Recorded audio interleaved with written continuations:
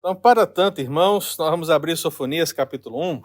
Nós já meditamos até o versículo 6, e agora nós vamos meditar aí nessa perícope, versículo 7 ao 18, mas não vamos conseguir falar de tudo hoje, obviamente, mas vamos falar de alguns versículos que vão trazer uma lição para nós nessa manhã. Então, para que a gente só entenda o contexto geral, vamos ler do versículo 7 ao 18, se você está com sua Bíblia aberta.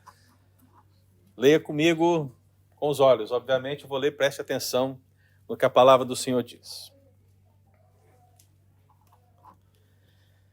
Cala-te diante do Senhor Deus, porque o dia do Senhor está perto. Pois o Senhor preparou o sacrifício e santificou os seus convidados. No dia do sacrifício do Senhor, hei de castigar os oficiais, os filhos do rei, e todos os que trajam vestiduras estrangeiras. Castigarei também naquele dia todos aqueles que sobem o pedestal dos ídolos e enchem de violência e engano a casa do seu senhor.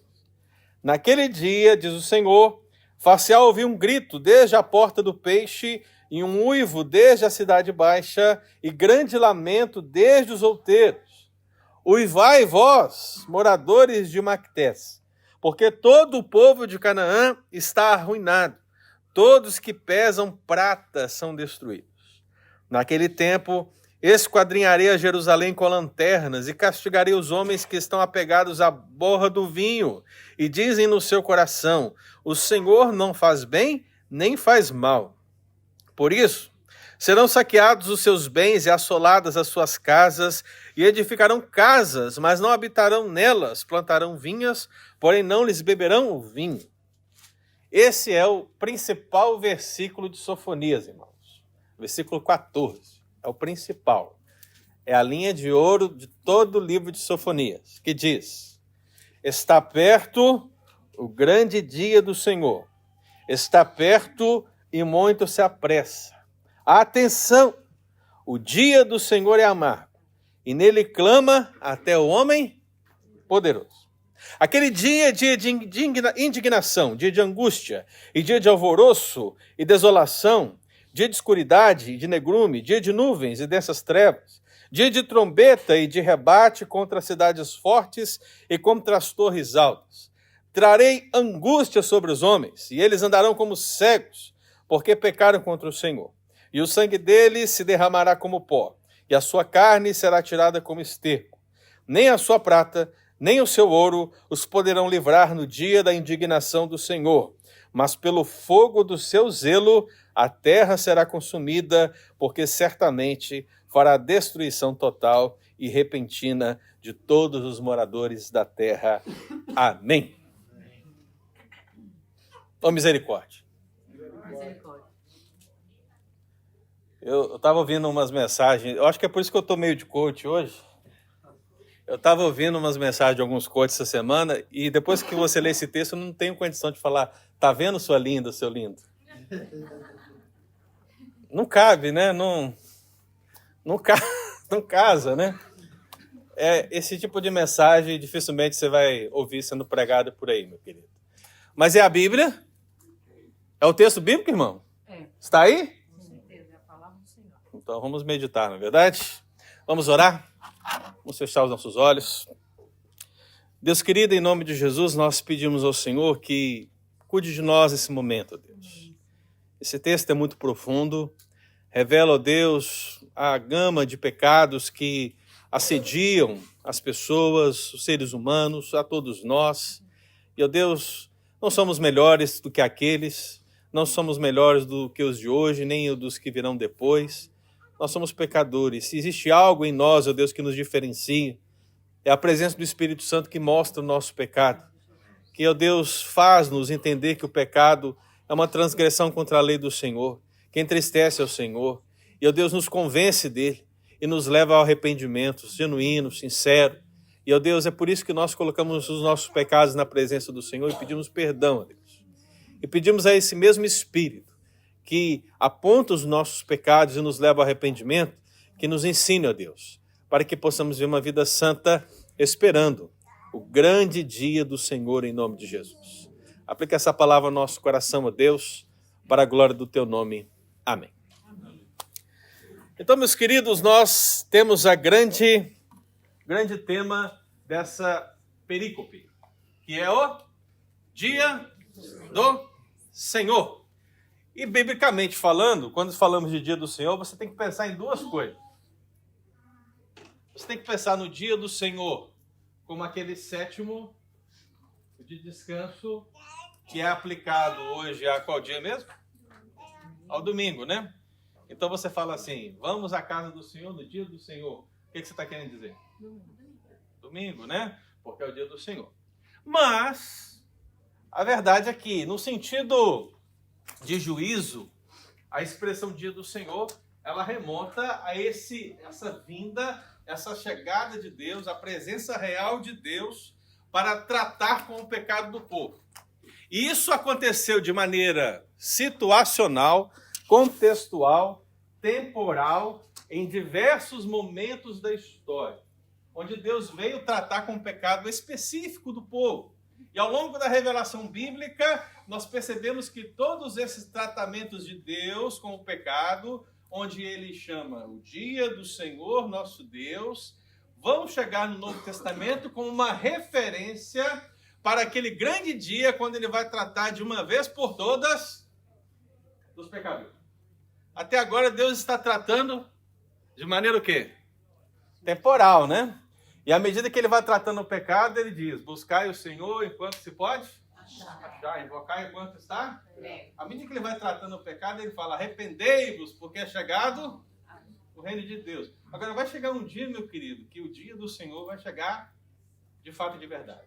Estamos dizendo, o dia D, ok? Por enquanto nós temos dias com D minúsculo, talvez, mas vai chegar o dia com D maiúsculo, onde depois dele só haverá céu e inferno.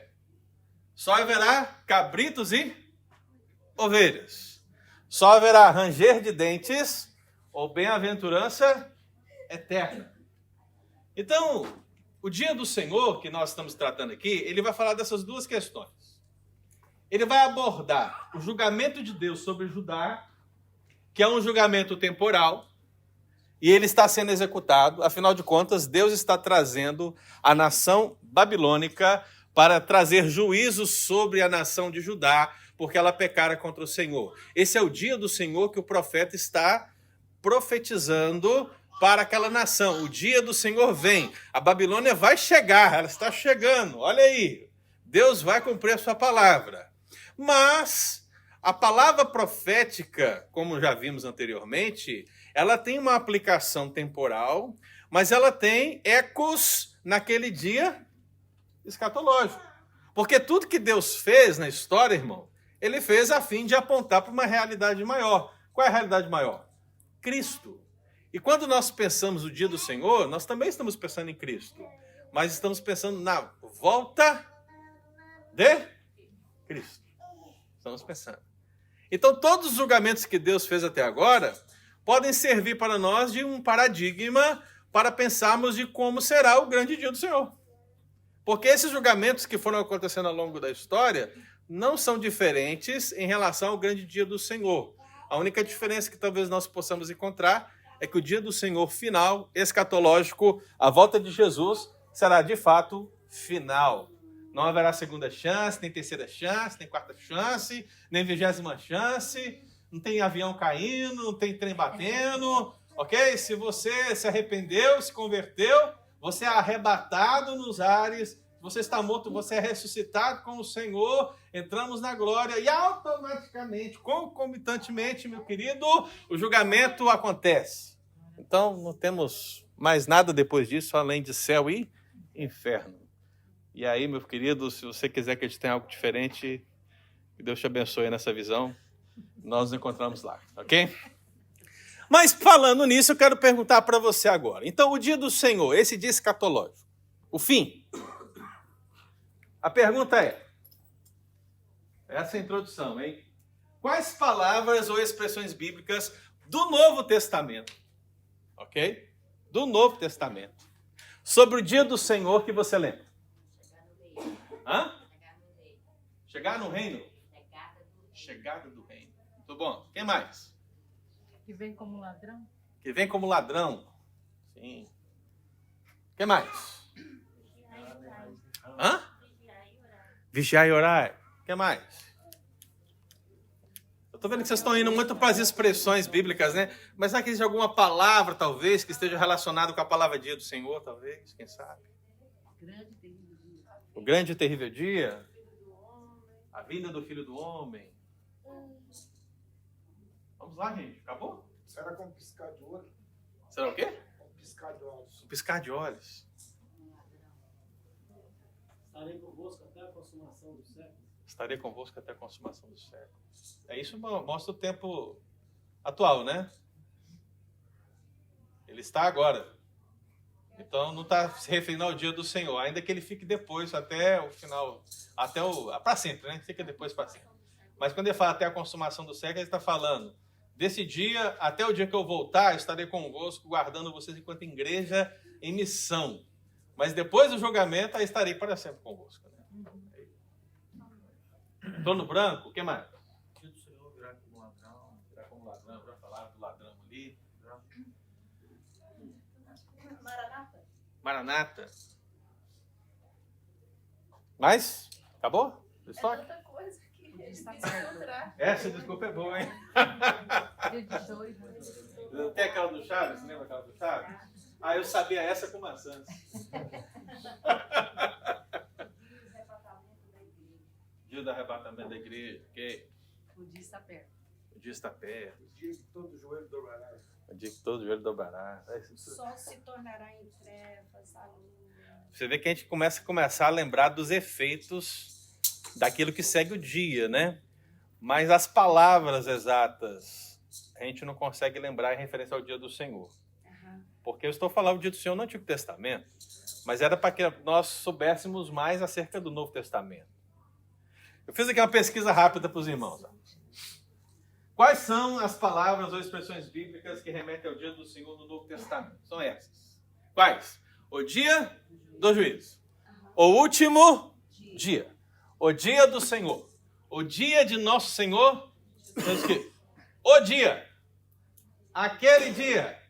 O dia de Cristo Jesus. O dia de Cristo. O dia de Deus. O dia eterno. O grande dia. O grande dia da sua ida.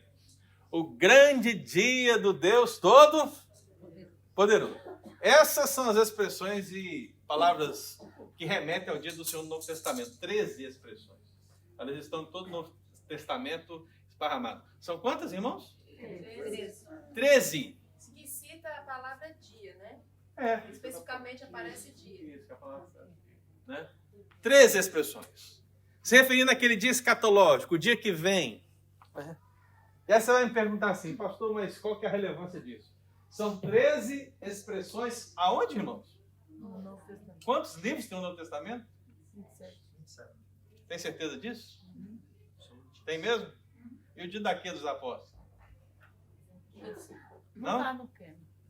Apóstolos, né? Ok. Você não está no 27. Em 27 livros do Novo Testamento, nós temos 13 expressões que remetem ao dia do Senhor, com a palavra dia específica.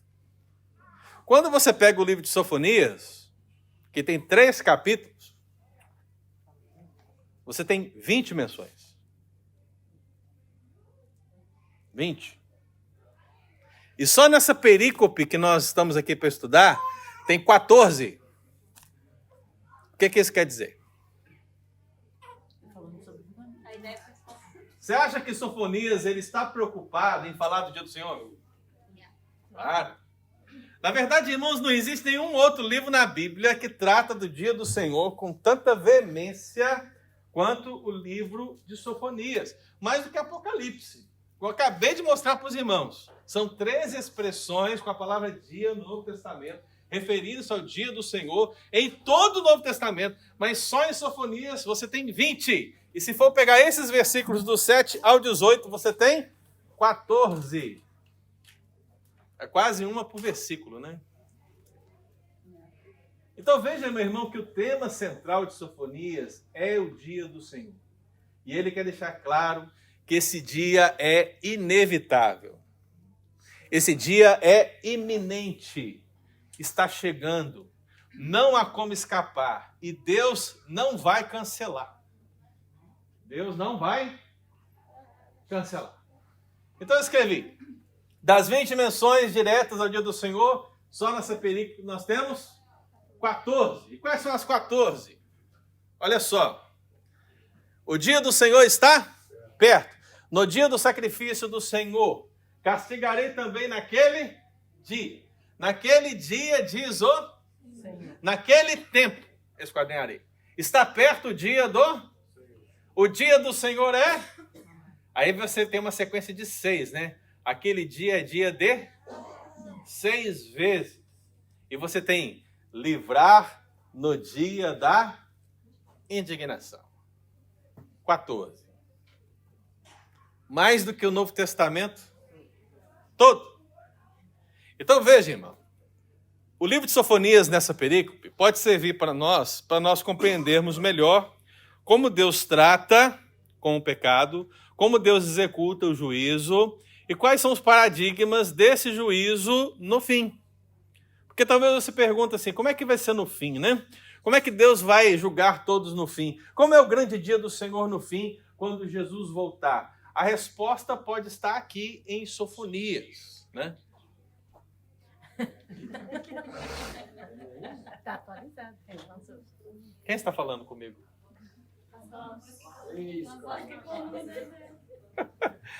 Portanto, irmãos, nós vamos ver justamente isso. Paradigmas sobre o dia do Senhor. Por que paradigma? Paradigma é um modelo que serve para elucidar uma situação. E como nós estamos no Antigo Testamento, é claro que o dia do Senhor em Jesus, ele vai encontrar o fulcro em tudo aquilo que passou. Não é verdade? Por que você entende que Jesus é o Cordeiro de Deus que tira o pecado do mundo? Se você pega esse versículo e isola, Jesus é o Cordeiro de Deus que tira o pecado do mundo. Tem algum sentido essa expressão? Não. Mas se você pega todo o contexto bíblico que está por trás, você sabe que havia um cordeiro, que tinha que ser perfeito, tinha que ser macho, que era sacrificado, que o sangue era aspergido, que aquilo significava purificação, proteção e outras coisas mais, que o povo vinha executar o sacrifício. Tudo isso apontava para quem? Para Jesus. Então o dia do Senhor, no fim, não é diferente. Se nós olharmos para todo o contexto bíblico, também vamos encontrar os paradigmas do dia do Senhor. Então, se nós avaliarmos aqui o texto bíblico, o primeiro paradigma é esse. O dia do Senhor é uma decisão do zeloso Senhor. O dia do Senhor não é uma decisão minha. O dia do Senhor não é uma decisão sua. O dia do Senhor não é a decisão de uma igreja. O dia do Senhor não é uma decisão do profeta. Talvez você diga assim, mas é óbvio, pastor. Não é óbvio, não. Porque tem muita gente por aí dizendo que o dia do Senhor vem no dia tal, né? Quem decidiu? Né? Parece que foi a pessoa, né? Claro que ela vai dizer, foi Deus que revelou para ela. Falácias, irmãos. E aí a gente ouve, né, essas histórias. E aí, lá no coração dá aquela estremecida e fala, será que Jesus vem mesmo? Falou mesmo. Será que eu estou preparado? Será que eu estou preparado? Ah, meu Deus, eu não posso pecar nesse dia. Porque se eu pecar, ele vier, eu ficarei. Meus irmãos, veja. O dia do Senhor é uma decisão única e exclusiva dele. E quais são as palavras para referendar isso? Veja, o texto bíblico usa a expressão, pois o Senhor preparou. E depois fala, pelo fogo do seu zelo. Veja, Deus, o Senhor nosso Deus, ele decidiu, ele preparou, ele anunciou, e pode ter certeza, daqui a pouco vai ser executado. Até agora só está na profecia, né? Então ele decidiu, preparou e anunciou. Mas você sabe o que vem depois. O que vem depois? Ele executou. Ok? E como você bem sabe, o Sofonias está no contexto de Josias, do rei Josias. E o que o rei Josias realmente fez, irmão? O que ele trouxe? A restauração de quê? Do templo. O livro da lei foi descoberto, foi aberto, e mais uma vez, Sofonias está utilizando-se da lei para mostrar o que está para acontecendo. Veja, Êxodo 34:14 diz: o nome do Senhor é zeloso. Sim, Deus zeloso é Ele. Essa é uma expressão que remete à aliança do Senhor, meu querido. E veja que o profeta, ao citar que pelo fogo do seu zelo, ao dizer que todo esse juízo vai acontecer, o dia do Senhor vem pelo fogo do seu zelo, ele está dizendo porque o povo quebrou a aliança. Ele é o zeloso Senhor. Então, meu amado, mais uma vez, relembra-se a palavra. O profeta relembra a palavra para que o povo entenda que o julgamento vem porque eles pecaram, eles quebraram a aliança com o seu Deus. E por isso, Deus decidiu, Deus preparou e Deus anunciou o julgamento. O julgamento vem. Então veja, irmãos, o paradigma é esse. É uma decisão do zeloso Senhor. Como é que você espera que será o dia da volta de Jesus? É uma decisão de quem? É uma decisão do zeloso Senhor. É isso que é um paradigma. É um modelo que serve para outro. Assim como foi nos dias de Sofonias e da nação de Judá, um dia será assim para todos os habitantes da terra. Deus já decidiu o dia em que Cristo irá voltar. E nós estamos esperando, não é verdade? Esse dia vai ser executado, irmão? Porque eu posso dizer para você, ele decidiu esse dia? Ele preparou esse dia? Ele anunciou esse dia? O que ele vai fazer? Vai executar esse dia. O dia vai acontecer. E se você tem um exemplo bíblico, irmão, que Deus não falhou em sua palavra nos dias anteriores, você acha que Deus vai falhar dessa vez? Você acha que Deus agora vai olhar para a humanidade, né, e vai falar, seu lindo, sua linda, eu desisti do juízo. Eu desisti porque essa é uma ideia muito retrógrada.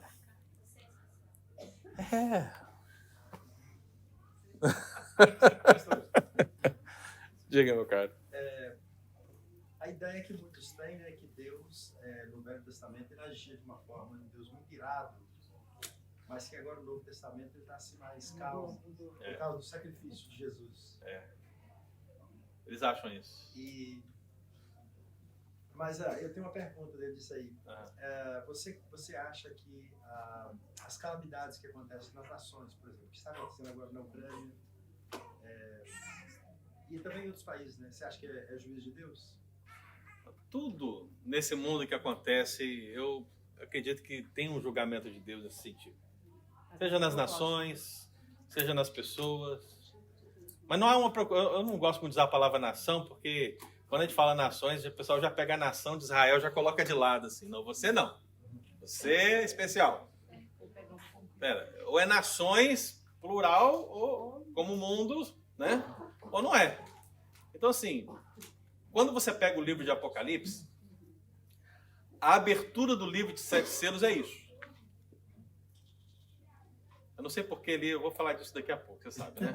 Eu sabia. Eu vou falar disso daqui a pouco. Mas a abertura do livro de 7 selos é justamente isso. À medida que o Cordeiro vai abrindo os selos, né? E os selos com as suas taças, né? E todos os juízos vão acontecendo, eles vão acontecendo ao longo da história. E é óbvio, eles vão acontecendo ao longo da história sobre as nações, né? Então, quando se fala de terremotos, não está se falando de terremotos só no dia do Senhor, mas terremotos ao longo da história. Então, as calamidades que estão profetizadas nos selos, elas vão acontecendo ao longo da história e vão se intensificando até o dia. Mas quando o dia chegar, todas as calamidades dos selos anteriores são como nada, comparado ao dia do Senhor. É o que eu vou falar daqui a pouquinho. Segura aí. O Eli tem esse dom, né? Ele tem essa capacidade de prever. Então veja, irmão, o que Deus fala? Ele usa a figura do banquete sacrificial. Ele fala, eu preparei um banquete, né? Eu preparei e já santifiquei os convidados. Algumas pessoas, alguns historiadores gostam de achar que os convidados são as nações invasoras, no caso, a Babilônia em si. É como se Deus estivesse dizendo, o sacrifício é você, Judá. E quem eu convidei para poder participar comigo aqui? A Babilônia. A Babilônia vai exercer o meu juízo. Eu, por minha vez, né? Eu vejo que essa expressão é como que uma ironia da parte de Deus. Por quê?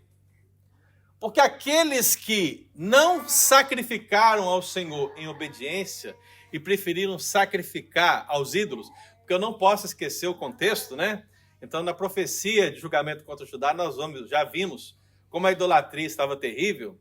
Então, como eles não preferiram sacrificar a Deus e sacrificar aqueles ídolos, agora Deus os fez sacrifício. Mas Deus também os fez convidados. É como se Deus dissesse, vocês serão os sacrificados e os participantes do julgamento que está para vir. Né? Então eu vejo que Deus está usando aqui de uma ironia no sentido da palavra santificado, porque eles não são santificados. O que é santificado, gente? Separado, né? Eles não estão separados. Eles estão agora com uma infidelidade pactual, eles estão seguindo após outros deuses, e Deus está chamando eles de santos. Então, se for a Babilônia, está chamando ela de santa separada, porque ela foi separada para esse juízo.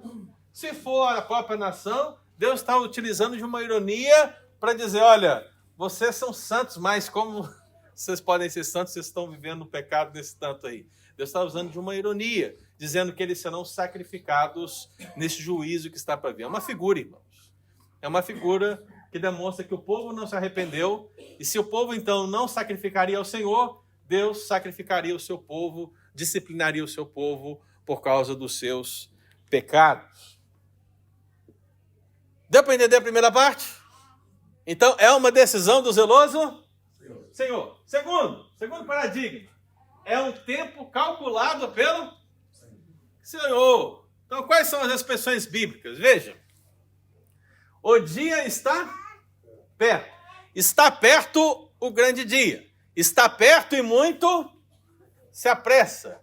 E destruição repentina. Essas são as expressões que Sofonias cunhou para designar o dia do Senhor. Mas veja, todas elas apontam para um Deus soberano que determina o tempo dos acontecimentos.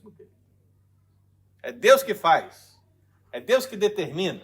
Se hoje você pode olhar para o tempo e falar assim, no ano 587, a nação da Babilônia invadiu Judá diante de uma revolta e destruiu tudo, incluindo o templo do Senhor, saqueando todas as coisas, levando todos os cativos para a Babilônia. Se isso aconteceu no dia específico, não foi porque o rei decidiu. E nem porque o povo se rebelou. Foi porque Deus determinou. Então, meu irmão, não há nada que nós possamos fazer, para mudar aquilo que Deus já determinou. Ele calculou, ele determinou o dia em que a Babilônia invadiria Judá. Ele determinou o dia que a Síria invadiria o reino do norte. E qual que é o sentido desses paradigmas para o dia do Senhor? O dia do Senhor é calculado por quem? Pelo Senhor. Pelo Senhor. Ninguém pode alterar isso, meu querido. Então, muito mais cedo do que se poderia supor qualquer um dos contemporâneos de Sofonias, e até mesmo em lembrança do livro da lei, mais uma vez, porque eu estou falando aqui do pecado de Judá, e você está vendo isso constantemente, mas uma das coisas que Deus fala em Deuteronômio 28, se fosse agora o coach, ele fala assim, bênçãos decorrentes da obediência, né? Vamos pregar nessa parte. Se você obedecer, você multiplicará, o seu negócio irá bem, a sua casa será cheia de fartura, você ganhará $3.000 por semana. Olha, bênção sem fartura. Mas depois que fala das bênçãos decorrentes da obediência, do Deuteronômio 28, fala o quê? As maldições decorrentes da desobediência. Aí o povo ignora um pouco, resolve pular para o capítulo 30, talvez.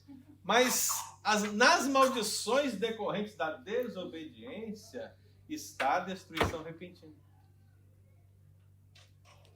Quando o povo peca contra o Senhor. Então veja que, mais uma vez, Sofonias ele está trazendo à memória o quê? O livro da lei. Veja, irmão, não há nada novo debaixo do céu.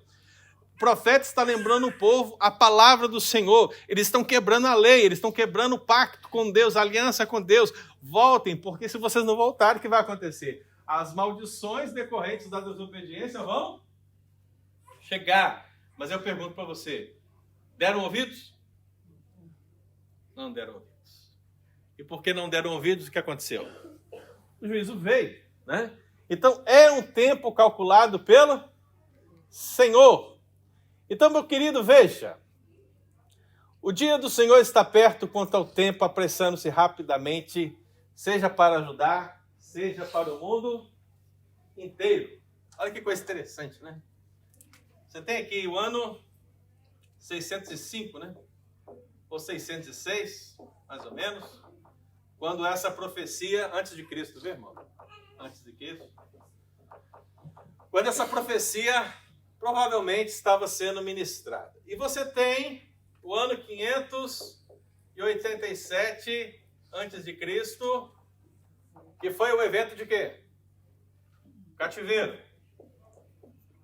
Então, qualquer pastor, se você perguntar para ele assim, quando foi que a Babilônia invadiu Judá, ele vai dizer o quê? 587. Mas veja, nessa linha do tempo, entre 606 e 587, pelo menos, temos 3 divisões aqui. E engraçado que elas são de 11 anos. 11 anos cada um. Onde foi acontecendo... Veja só que interessante, né? O dia do Senhor, o que eu quero mostrar para os irmãos é o seguinte. O dia do Senhor não é um dia apenas. Porque o que é um dia? Um dia de 24 horas, né? Não é um momento apenas. O dia do Senhor é um processo que vai acontecendo. Veja, o tempo calculado pelo Senhor foi quando? 587. Foi quando? Aconteceu. Mas nesses 3 períodos de 11 anos, nós tivemos aqui o exército babilônio invadindo aqui, de maneiras parciais, exercendo juízos parciais e levando grupos para a Babilônia. O que eu quero que você veja é o seguinte: Deus anunciou a palavra que o juízo vem, e o juízo foi acontecendo de pouquinho a pouquinho até chegar o quê? O grande dia. Agora você que está me ouvindo, esse é o paradigma. Como é que você acha que vai ser o dia do Senhor? Talvez não é por isso que o apóstolo Paulo, e nós lemos isso no início, ele fala assim que nós vivemos os últimos dias. Por que vivemos os últimos dias, irmãos? Porque o livro de 7 selos está sendo aberto. E os juízos estão sendo executados. As taças estão sendo derramadas. As trombetas estão sendo tocadas. E à medida que Deus vai cumprindo a sua palavra, a pergunta é: você tem se arrependido dos seus pecados? Você está entregando a sua vida a Jesus? Porque enquanto há vida, a esperança, você ainda tem a igreja anunciando a palavra do Senhor. É o tempo, meu irmão, de arrepender e se converter. Mas vai chegar o quê? O grande dia. E quando esse grande dia chegar, só haverá destruição. É o fim. Acabou. Finish. Dentro. Então eu acho isso muito interessante, irmão. Aí você veja o seguinte, né? Eu coloquei 87 anos lá, porque você pega esse período e vem até esse período e você tem um acréscimo de quanto? De quanto? 70. Por que 70? Quem sabe? Por que 70, gente? Foi o período que Deus disse que eles iriam ficar lá. Veja, Deus ele determinou o dia certo que o juízo ia chegar, e depois, através do profeta Jeremias, ele disse o quê? Seria 70 anos. Ele disse quanto tempo eles ficariam lá? Quanto tempo? 70 anos. Aconteceu? Desse jeitinho? Deus terminou? Porque o dia do Senhor é assim, irmão. É um tempo calculado pelo Senhor. Então veja, o povo esteve no exílio o tempo que Deus determinou. E não será diferente, meu irmão. O Novo Testamento diz que perto está o Senhor. Os juízos estão acontecendo, mas são juízos parciais. Vai chegar o grande dia do juízo do Senhor. E quando chegar o grande dia do Senhor, meu irmão, e ele fizer a sua separação, pode ter certeza, nós estaremos no céu pelo tempo que ele determinou. Qual é o tempo que ele determinou? Para sempre. Amém, irmão? Então, se você estiver lá no céu, aí a pergunta, alguém levanta a mão e pergunta assim, então, eu posso pecar no céu, pastor? Não, filho, eu não posso pecar no céu. Graças a Deus que não pode. Né? Você vai viver para sempre com o Senhor. Não naquela visão beatífica de vestidinho branco, nas nuvens, celebrando. Aleluia! Não, irmão, o céu é uma coisa diferente disso. Se você captar o que eu estou falando em paradigmas do dia do Senhor, você deveria pensar assim, paradigmas do céu. O que a Bíblia poderia trabalhar com paradigmas do céu? Aí você teria que voltar no Éden antes do pecado, de repente, e aí você pode ter, quem sabe, alguma direção para o céu. Pense nisso, para assuntos futuros, né? Amém, irmãos? Vamos lá. Terceiro, o dia do Senhor, como paradigma, é acompanhado de terríveis ou temíveis sinais. Veja só as expressões: alvoroço e destruição, escuridade e negrume, nuvens e densas trevas, trombeta e rebate, fará destruição total, a terra será consumida. Veja, aquilo que Eli já havia profetizado está aqui. Os paradigmas do dia do Senhor envolvem sinais terríveis. Então, o fato que o dia do Senhor está vindo, irmão, para você e para mim, e o mundo deveria perceber isso, são os sinais que estão aí. Tudo que você percebe na criação, todos esses desastres, a intensidade da maldade humana, e você pega então as figuras do Novo Testamento, de Daniel, e você vai somando tudo isso e você vai percebendo que o fim está próximo. Perto está o Senhor. Mas veja, ele está se utilizando de uma teofania. O que é uma teofania? Quem sabe? Aparições momentâneas de Cristo. Hã? É uma aparição momentânea. Momentânea? Momentânea.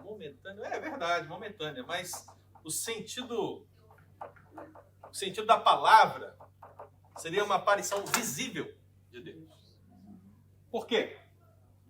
E momentânea também, porque ele não... Mas é o sentido da palavra. Né? Não é errado dizer momentânea, porque ela é parcial. Mas a palavra é teofania, né? O que é teo? É Deus. Fania, do fainem, do grego, aparecer, ou brilhar, por isso. Então significa que Deus está o quê? Aparecendo, ou seja, ele está visível. E aí você sabe que Deus é Espírito. Deus aparece, irmão? Não. Igual quando Mas não é Deus que aparece, é Jesus. Deus não aparece. Deus é Espírito.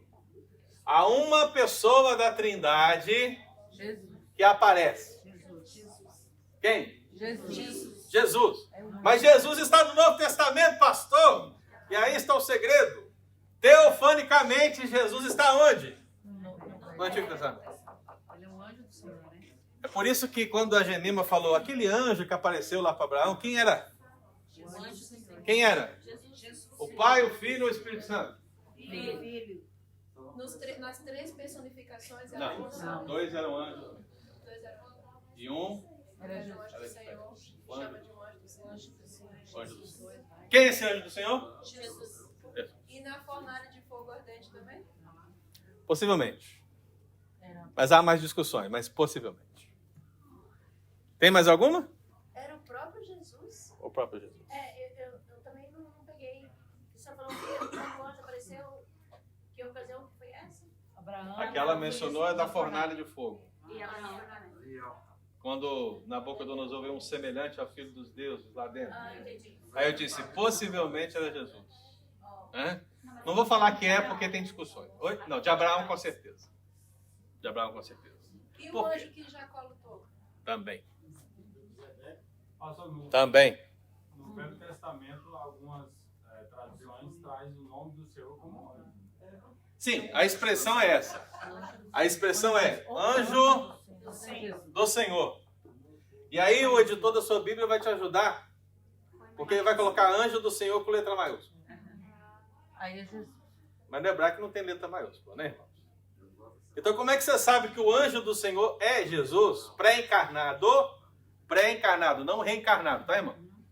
Pré-encarnado. Por que eu falo pré-encarnado? Porque momentaneamente ele assumiu um aspecto físico para um propósito, visível para um propósito. Afinal de contas, ele comeu com Abraão, ele lutou com Jacó, ele salvou Sadraque, Mesaque e Abednego, né? E outros textos. Então, ele assumiu uma forma pré-encarnada. Mas você sabe que a encarnação só vai acontecer quando? Quando ele nasce de Maria, né? Mas, como eu disse aqui, sempre disse para os irmãos, né? É uma revelação o quê? Progressiva. Mas não é só forma Né? humana, né? Teofania só em forma. Não. Aí vamos voltar aqui, ó. Aparecer. Ok? Se você me perguntar assim, quem foi que apareceu na sarça ardente? Quem foi que apareceu na sarça ardente, irmão? Foi uma manifestação visível de Deus. Quem foi que apareceu na sarça ardente? Jesus. Jesus. É interessante que isso é fácil, né? Porque na sarça ardente Moisés fala, se o povo perguntar quem foi que me enviou, o que eu digo? Eu sou. Eu sou o que sou. E é interessante que João fala assim, Jesus dizendo, né? Eu sou a porta. Eu sou o pão da vida. Eu sou.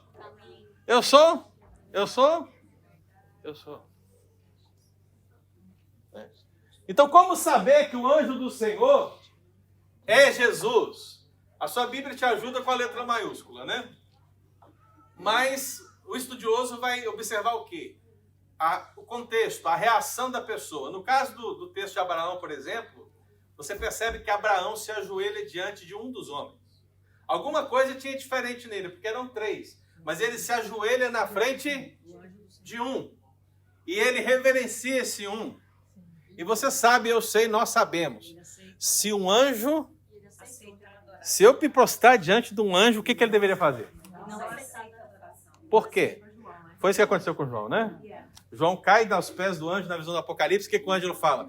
Levanta, meu querido, eu sou conservo teu, eu sou como você. Né? Nós servimos ao mesmo Senhor. Mas esse anjo não, esse anjo ele aceita a adoração. E não apenas aceita, mas ele profetiza, ele diz que vai acontecer as coisas na vida de Abraão. Ele diz, eu vou fazer isso por você. Que anjo que faz isso, irmão? Anjo não faz isso. Anjo comunica uma mensagem da parte de Deus. Ele não fala como Deus. Beleza? Meu Deus, tem que terminar isso hoje. Vamos lá. Ó. É acompanhado de terríveis sinais. Já falei de sinais. Teofania. Então veja. 4 pares de palavras descrevem os sinais que representam a destruição total daquele dia. É interessante que essas 4 pares lembram o quê? O Sinai. O que aconteceu no Sinai, gente? Deus veio falar com quem? Com Moisés. Deus vinha falar com Moisés para dar uma palavra para quem? Para o povo. E quais eram os sinais que acompanhavam esse encontro de Deus com Moisés? Olha lá. Alvoroço e destruição. Trombeta e rebate. Nuvens e dessas trevas. Escuridade e negrume. É isso que o Sofonias diz. É isso que o Sinai diz. É isso que Joel diz. É isso que Amós diz. E aí eu pergunto para você, qual que é o paradigma disso para o dia do Senhor no final? Você acha que o Deus que apareceu no Sinai é o mesmo que vai aparecer na volta de Jesus? É a mesma coisa, é o mesmo Deus, né? Então, você acha que haverá sinais dessa volta? Claro.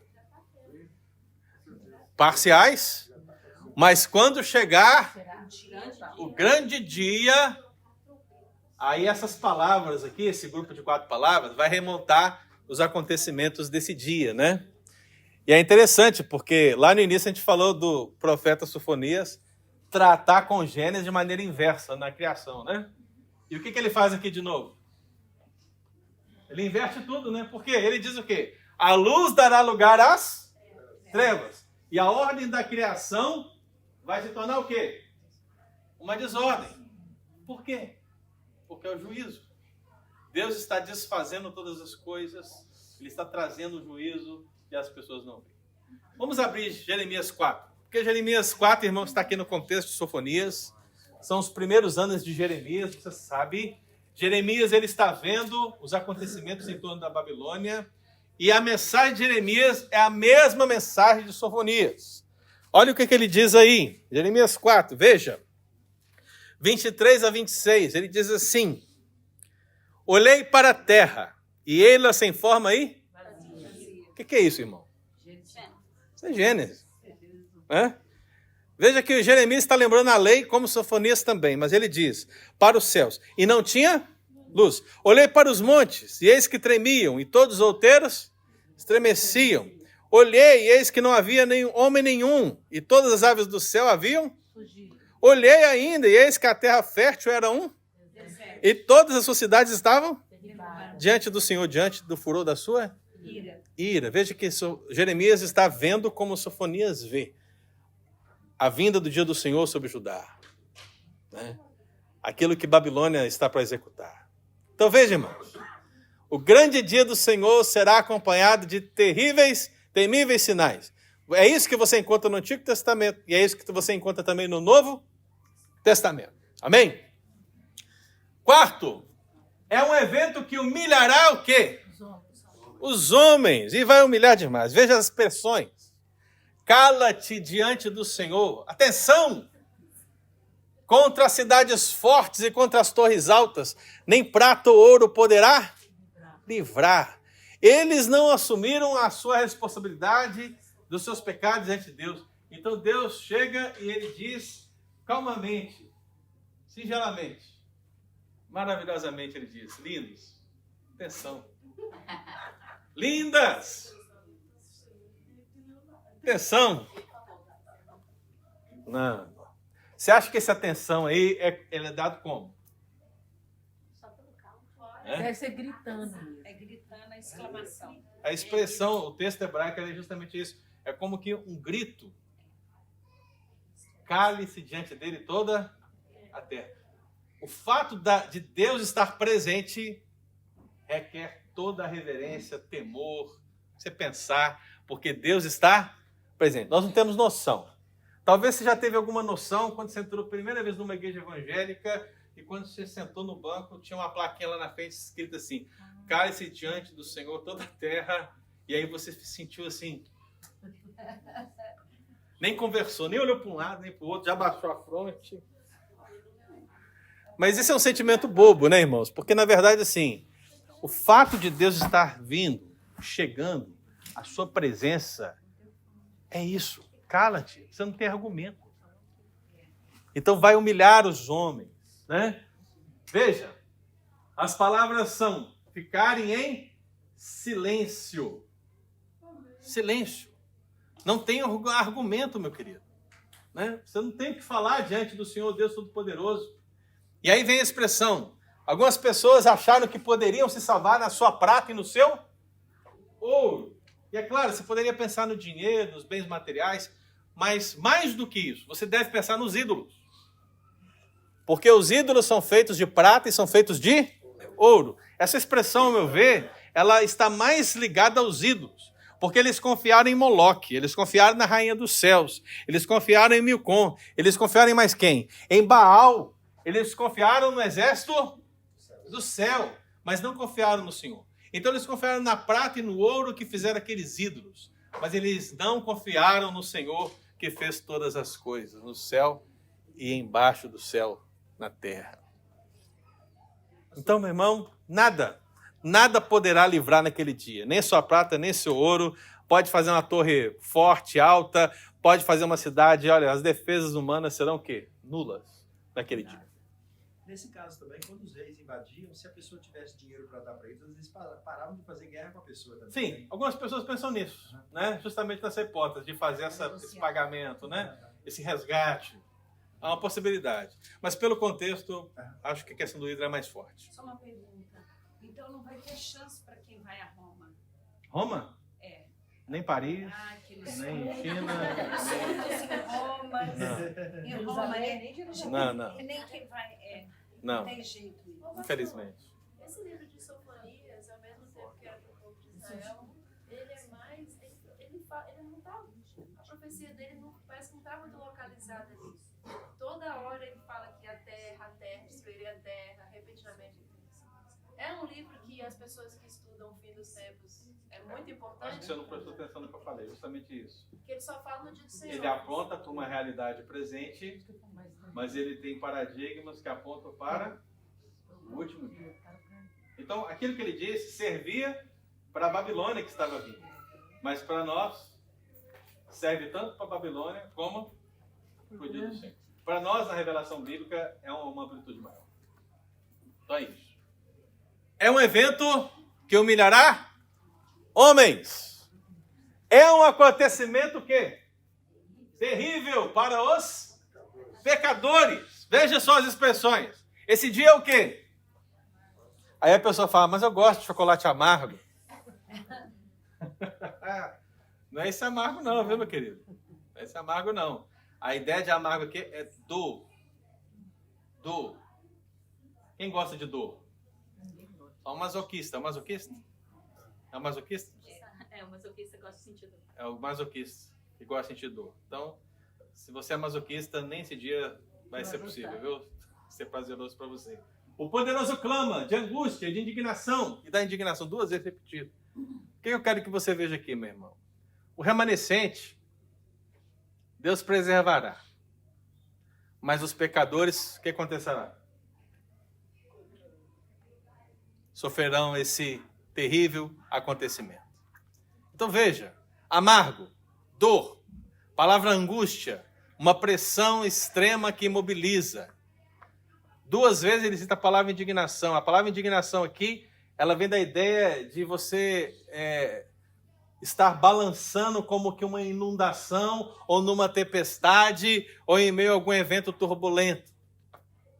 De qualquer maneira, meu irmão, esse dia vai estremecer todas as coisas. Será um dia difícil, será uma pressão sem igual, de dor sem igual. Talvez é por isso que a palavra que Jesus utiliza, a expressão é ranger de dentes. Então, é um acontecimento terrível para os pecadores. E aí, meu irmão, a figura, eu vou precisar só de 5 minutinhos hoje, tá, para fechar. Aí a figura é o poderoso. Clama. Quem é o poderoso? A palavra poderoso é a palavra valente. Lembra dos valentes de Davi? Você lembra? Quem são os valentes de Davi, meu querido? São aqueles homens fortes. Se você ler a história dos valentes de Davi, você fica chocado com a coragem daqueles homens, com a intrepidez daqueles homens, com a força daqueles homens. Mas aí o texto vai usar a palavra valente para dizer o quê? Esse guerreiro mais forte que vocês têm, esse Gibor, esse camarada, sabe? Vão escolher entre vocês aí o mais forte, tá? Esse camarada, o mais valente, diante do dia do Senhor, diante do Todo-Poderoso, ele vai clamar. O que é clamar? Ele vai uivar. Olha só. Nós não somos nada diante de Deus, meu querido irmão. Nós não somos nada. Então, pensar no dia do Senhor significa pensar em um acontecimento terrível para os pecadores. Então, meu querido, apliquemos. Pastor, então o que isso tem a ver com a minha vida? Vamos ler juntos? Vamos lá? O grande dia do Senhor virá logo. Deus declarou repetidas vezes e em vários contextos que o juízo devastará todos os que quebraram a aliança. Esse terrível juízo é inevitável e irrevogável. É iminente e inevitável. É iminente e inevitável. eu coloquei ali 2 Tessalonicenses 2, mas talvez seja melhor para nós lermos Apocalipse 6 para encerrar. Abra aí Apocalipse 6, versículo 12 a 17. Depois disso tudo que eu falei aqui, você vai entender isso melhor. Então, aquilo que a Gemima falou quando ela pensou assim, parece que o profeta não está falando para a situação dele, é porque tudo que ele fala apontando para o juízo da Babilônia, ele vai encontrar ecos no grande final dia do Senhor.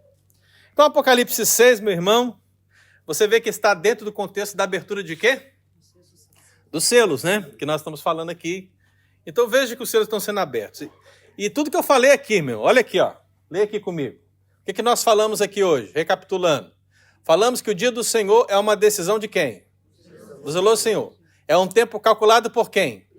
Pelo Senhor. É acompanhado de temíveis? É um evento que humilhará? É um acontecimento terrível para os? Agora olha Apocalipse 6, 12 e 17, que é o desenrolar desse selo. Veja. Vi quando o Cordeiro abriu o selo. Quem abriu o selo, irmão? Quem decidiu? Veja. Ele abriu o selo. E sobreveio grande terremoto. Já começou. O que é isso? Sinais. O sol se tornou negro como saco de crina, a lua toda como sangue, não aquela lua de sangue que aparece de vez em quando aí, viu, meu irmão? Que lá é um efeito natural, tá bom? Aquilo não é nada comparado com o dia do Senhor, lembre-se disso. As estrelas do céu caíram pela terra como a figueira, quando abalada por vento forte deixa cair os seus figos verdes.